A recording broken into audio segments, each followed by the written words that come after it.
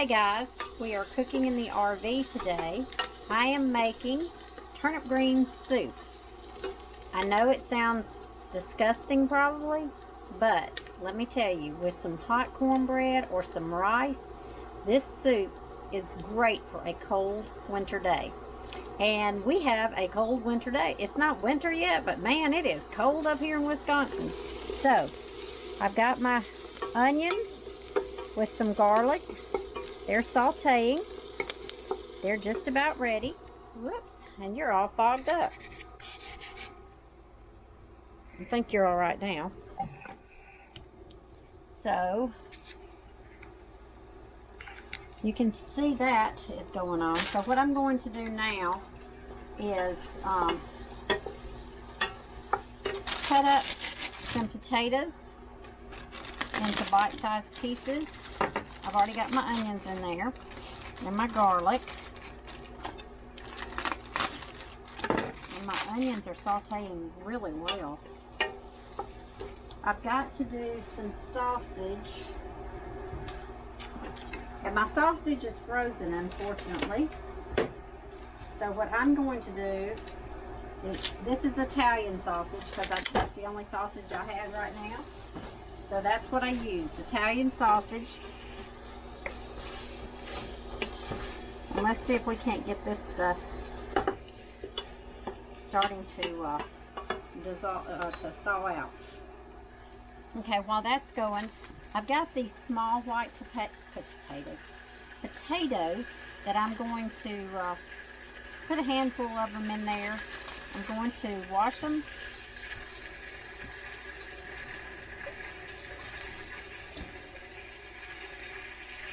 Many of you asked when we moved out of our house, because you knew I like to cook, how this was going to affect my cooking.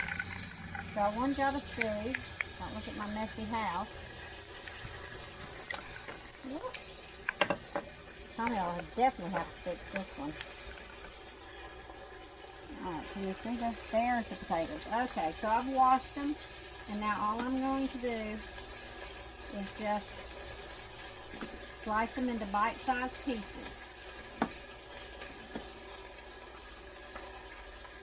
Now the only thing that has to cook in this besides the meat is the potatoes, because I use canned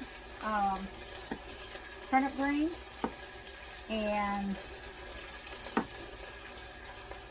so this is a recipe that I developed after I've had turnip green soup at a restaurant with my mother, and we both just loved it. Now, my dad won't touch this stuff.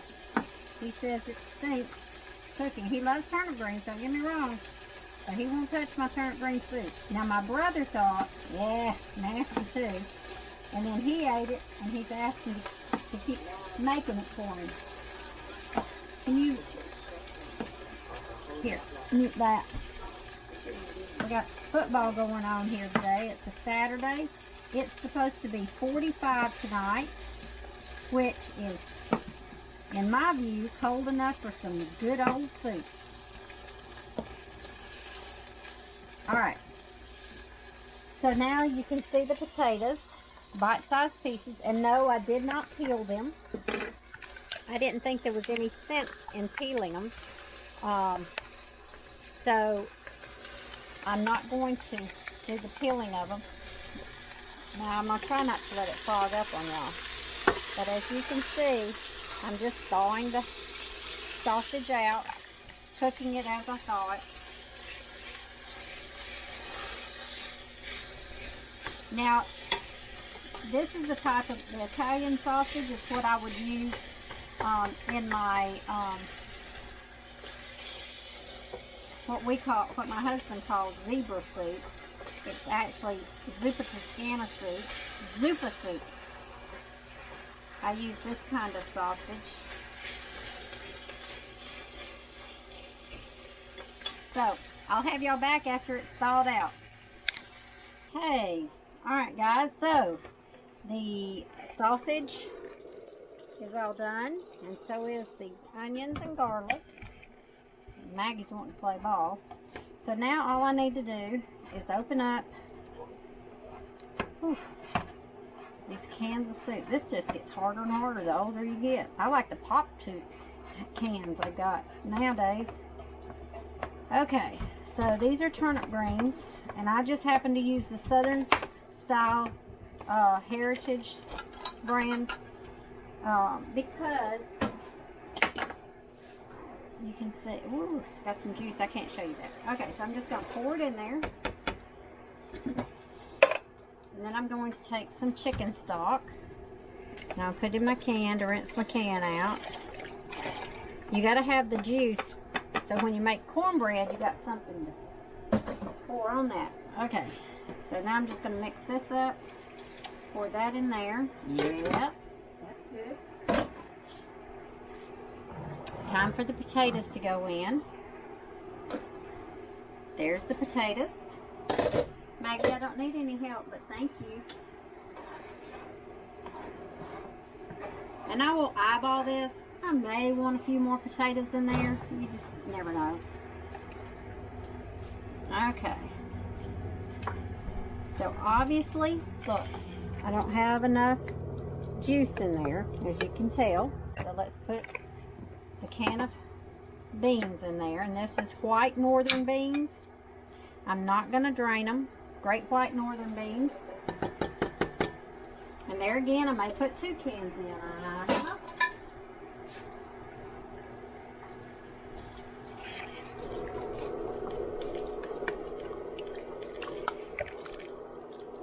Yeah, I think that one needs 2 cans. And I just happen to have bought 2 cans. So we'll put this can in. I think there's plenty of turnip greens in there. That was a good sized can of turnip greens. Alright, so that was 2 cans of Great Northern beans, 1 can of turnip greens, a pound of sausage, some potatoes to taste. Alright guys, look at what we've got. I do not believe we've got enough juice. So I'm going to open another can of chicken broth. And if y'all don't know, chicken broth is an amazing thing for adding taste to any of my soups. I always use chicken broth instead of water to boil my potatoes in. Now all that's got to happen now is this needs to come to a boil. See, now I've got it covered. Now what I will do, because we will eat this soup and we'll be getting the juice out, I'll save this for adding some more juice for leftovers, you know. So I'll have the chicken broth to pour in there, and it'll still be plenty of vegetables in there. And so I will let you know in just a few minutes how it turns out. I'm going to make some cornbread, so I'll bring y'all along for that. Okay, so we're making cornbread. I've got 2 cups of cornbread, cornmeal in there. I'm fixing to add to it 2 eggs,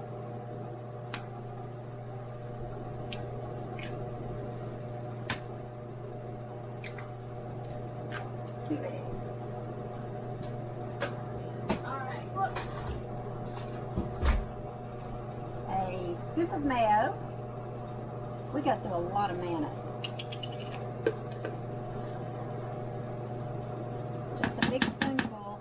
That's a big spoon.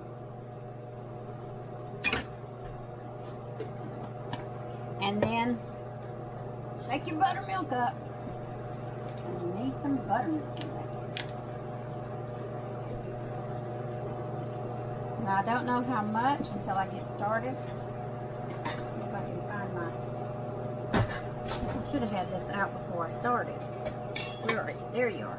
Okay.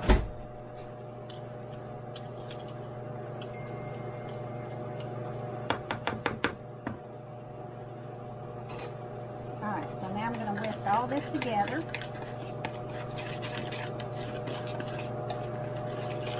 Can you see that?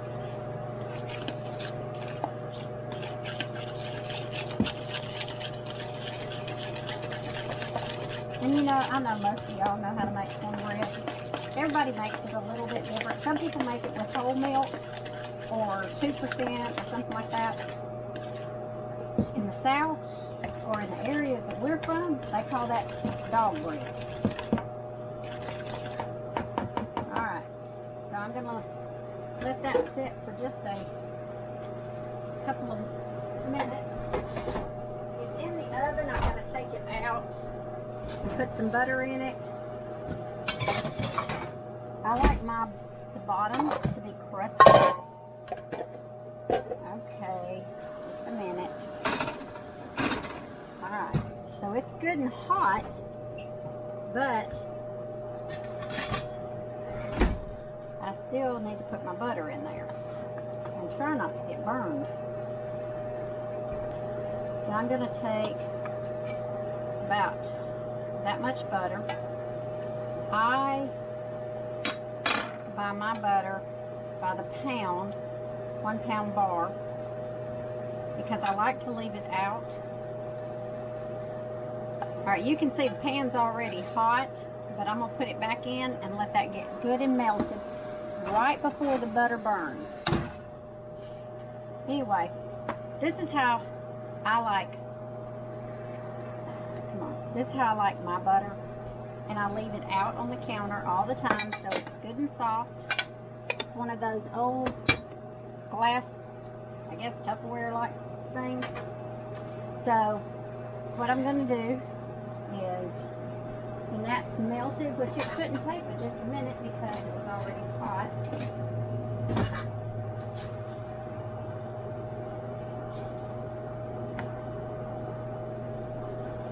Okay, let me look. I'm making this in my little Emerald. It's a little bit of everything. It does the air frying. I want it on 425, and then I push start. But it can do so many things that it's pretty amazing. I like it. Now I do have, I do have my convection microwave oven. Very nice. I cook in it also, especially if I need 2 things. But if I'm just doing one, I just automatically go with this. I like this. So, okay. Now, y'all may think that's a lot of butter, but I like butter. Now you can see it's starting to turn brown. Now I'm going to have to find a flat thing to put it on. Hold on. Alright, let's put it on this. Well, that's not flat. Come on. Alright, that's flat. So then I just pour this in here.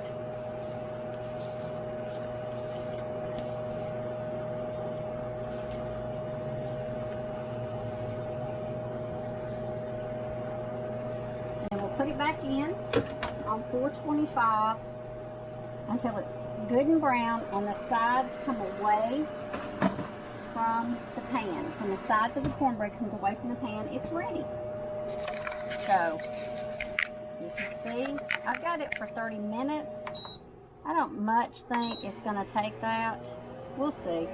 It's preheating again, but that's okay. It won't take but just a minute to preheat.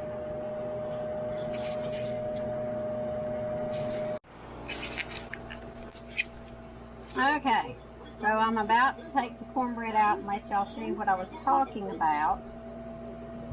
Well, we had to turn the game off. We're watching the game too, so. Alright. I think it's done. You see, whoops, I almost dropped you in there. Do you see what I'm talking about? How it's pulled away from the, let's see if it's done. Comes out clean. It is done.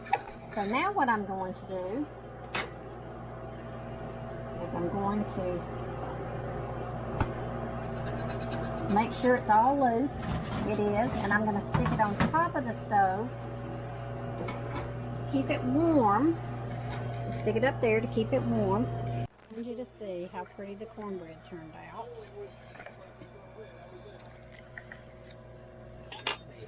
Okay, well, I'm sorry.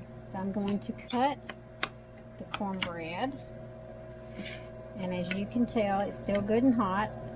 And it turned out so pretty. And southern cornbread needs some warm butter on it. Look at the steam coming off of that. If you have leftover cornbread, I would challenge you to try it the next day in a glass of buttermilk with salt, pepper, and an onion. I do not use margarine. There is no margarine in my kitchen. All I use is straight butter. Margarine was made to feed the chickens, and when they wouldn't eat it, the federal government didn't want to waste all that money, so they made it so we would eat it. And they told us how great it was for us until recently when we discovered that, yeah, butter's better. In fact, there's a commercial that says butter makes my pants fall off because it's good fat. So I'm going to butter several of these pieces. And this is just good to eat, just any time. You can just grab a piece of cornbread, and hot cornbread. I used to just make a skillet of cornbread and just sit down and eat it. It was so good. So there's our cornbread, buttered and ready. This is how you cook in an RV.